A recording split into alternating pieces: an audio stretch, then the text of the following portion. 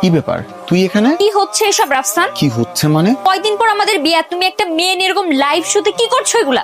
এটা আমার প্রোগ্রাম, আর programme hit করার জন্য অনেক কিছু বলা লাগে যেগুলো তোর মাথায় ঢুকবে না। প্রোগ্রাম হিট করার জন্য একটা মেয়ে নিয়ে লাইভে প্রেম প্রেম খেলতে হবে? কিন্তু এখানে সিন ক্রিয়েট করতেছিস, অনেক বেশি বাড়াবাড়ি করতেছিস তুই। তানিশা, তোকে এখানে ঢোকার পারমিশন কে দিছে? বের হ। তোমার সাথে কিছু কথা আছে। বলো। আমি সাথীকে বিয়েটা করতে চাই না।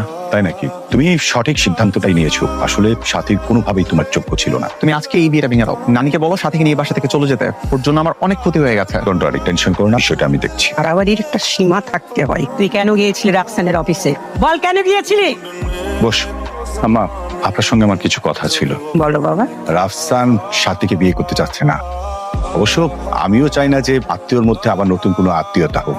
তুমি কি বলছো সেটা বুঝতে পারছো? তোমার মাথা ঠিক আছে তো? সমস্ত আয়োজন হয়ে গেছে, লোকজন জেনে গেছে। এই বিয়ে এখন আমি ভাঙবো কি করে?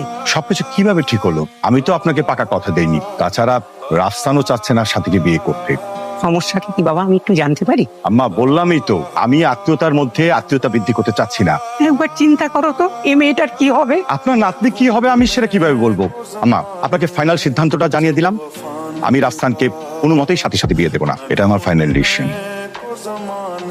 মা, রাফসান, আমার ভুল হয়ে গেছে, আমি এরকম আর করবো না। তুই নিজেকে পরিবর্তন করতে পারবি না। তুমি যা বলবা তাই হবে, তুমি বিয়েটা ভেঙে দিও না। আমার যা বলার আমি বলে দিয়েছি। সাথী, ওর সাথী, সাথী চলে আয়। মা, কেন ছেলে মানুষই করছো? একদম চুপ। কি হলো? কোথায় যাবো দাদি? তোদের বাপ ছেলের কথা তোর কানে যায় নাই? আমরা কোন মুখে এ বাড়িতে থাকবো? আমাদের কি একদমই লজ্জা শরম নাই? সব শেষ হয়ে যাবে, বিশ্বাস করো, সব শেষ হয়ে যাবে। আমি তোমার কাছে শেষবার মতো মাপ চাচ্ছি, তুমি মাফ করো। আমি আর কোনো ভুল করবো না। দাদি, রাফসান শেষবারের মতো আমাকে মাফ করে দাও প্লিজ।